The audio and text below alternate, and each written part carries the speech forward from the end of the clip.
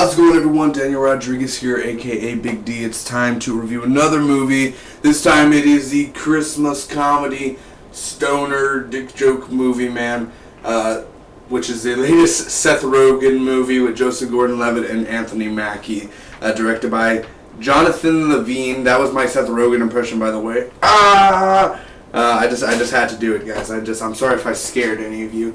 Please, breathe. In and out, just breathe. Anyway, here we go. This is a non-spoiler review. I'm just going to give you my pros and cons on final score, tell you whether or not you should go check out this movie. I am a Seth Rogen fan. I'm a huge Seth Rogen fan, and I'm a fanboy of Seth Rogen. I don't hate him. I love each and every movie, but I'm not going to sit here and say, Seth Rogen was amazing, he deserves an Oscar. I'm not going to do that. I walked in and I was, okay, yes, Seth Rogen does do the same act a lot. Is he like Adam Sandler in a way but he's not as bad as Adam Sandler, where every episode, Adam Sandler, you know his ways. You know Adam Sandler does the same crap over and over and over. Does Seth Rogen change it every now and then? Yeah. Was he the same way in This Is the End? Like, This Is the End to Neighbors? Was he the same character? No. He changed his character. Yeah, sure. Does he do that a lot? That's his laugh. People laugh. It's just a signature way. So, okay. Sweet Christmas. Here we go. Let's do this, man. Non-spoiler review for The Night Before.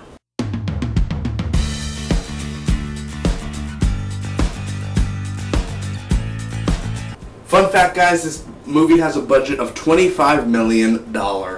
And man, Seth Rogen, Joseph Gordon-Levitt, they've done a movie together called 50-50, and as well, Seth Rogen has a production company with his best friend Evan Goldberg, Title Points, great production. They've actually done some production, like they have their company on 50-50, This Is the End, Neighbors, The Interview. I mean, I own all those movies, man. Well, I don't own 50-50 yet, and Neighbors, I gotta own them, but I've seen them, man, and they're amazing. Seth Rogen's an amazing person. Joseph Gordon-Levitt is a fantastic actor. If you have not seen him in The Walk, man, this is life. Watch it. And Anthony Mackie came out in many movies, man. He comes out in a lot of movies.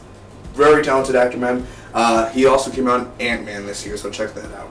So here we go, pros and cons. I'm going to get started on my pros because there's a lot more pros than cons, honestly.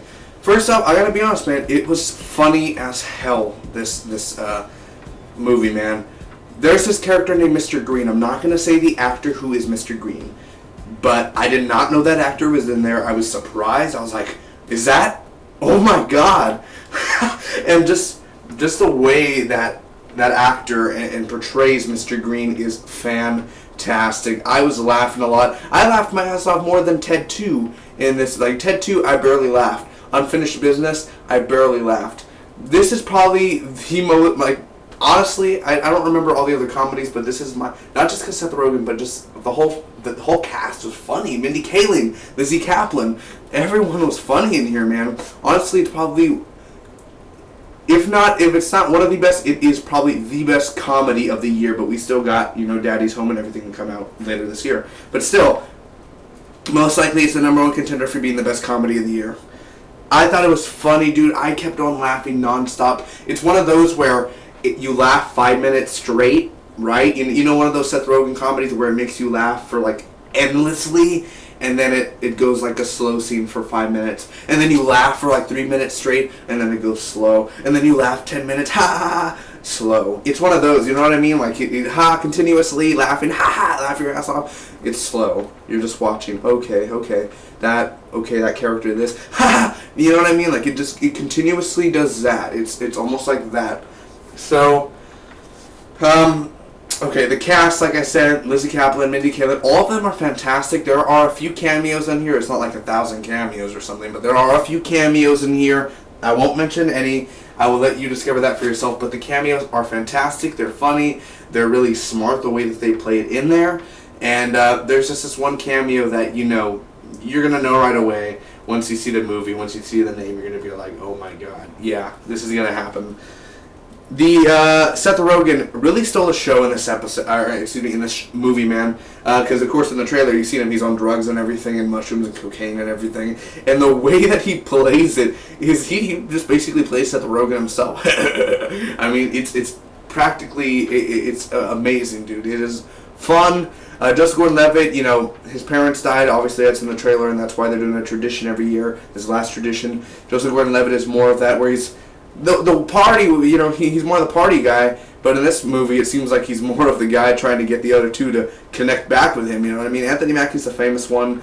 C-Rock, yo, hey, C-Rock. You know, it's. They're all, the characters are so fantastic because they're so different. Seth Rogen's going to be a dad. He's trying to do the dad life. Joseph Gordon-Levitt doesn't know what to do in life. Anthony Mackie's a famous football player that does steroids, basically. So there's very different characters there, man, that it looks fun to be writing. I love the plot. Let's just say Mr. Green gives them a little bit of the weed of Christmas past, the weed of Christmas present. We're in the present. What? What do you mean we're in the present? Like I said, it's the weed of Christmas present. What are you doing? You'll get it once you see the movie. You'll get it. And the weed of Christmas future. So, you kind of get, you know, it makes a parody because it knows what type of movie it is. It's not meant to be taken seriously. There is some dramatic parts in there, but it's a funny, comedic, adult, not for kids. Don't take your kid to this movie, man. They're not.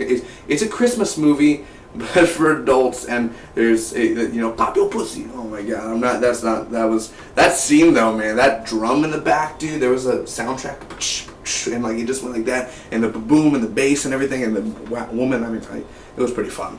Either way, I gotta see this movie again, man, because I walked out laughing. I literally had a good time because there's not that many comedies coming out every week. You know, like every week there's not always a comedy. You know, they usually fail. American Ultra was probably the last comedy I saw that I remember. I was not a big fan of American Ultra. Sure, it was okay, but I didn't laugh my ass off at American Ultra. This movie, I laughed constantly, man, and I think just the writing and the directing, there were a lot of cool shots in here. I think Jonathan Levine captured all three of them, the bromance, very, very well.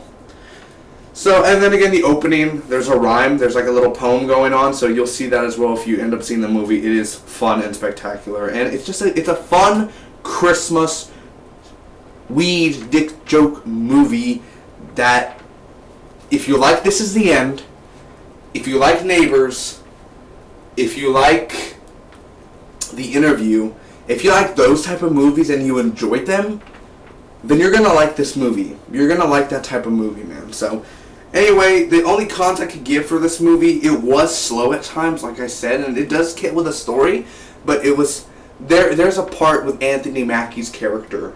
Anthony Mackie has to do something in this movie and chase someone. Excuse me, that's all I'm going to say.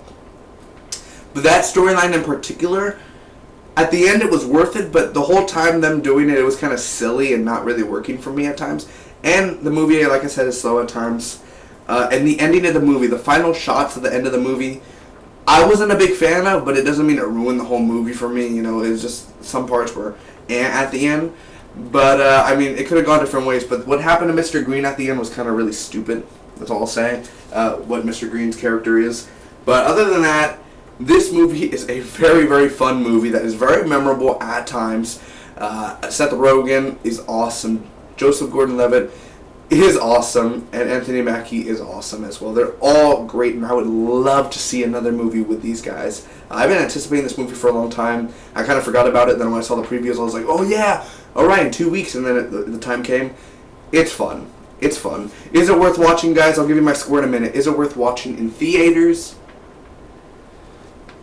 If you want a good laugh and you want to take your boyfriend or girlfriend out, go see this movie. Because if you don't want to see nothing serious, no drama, no bloody, no action, you want to see some funny comedy, dick jokes, weed, then go see this movie, man. It's worth it. Trust me.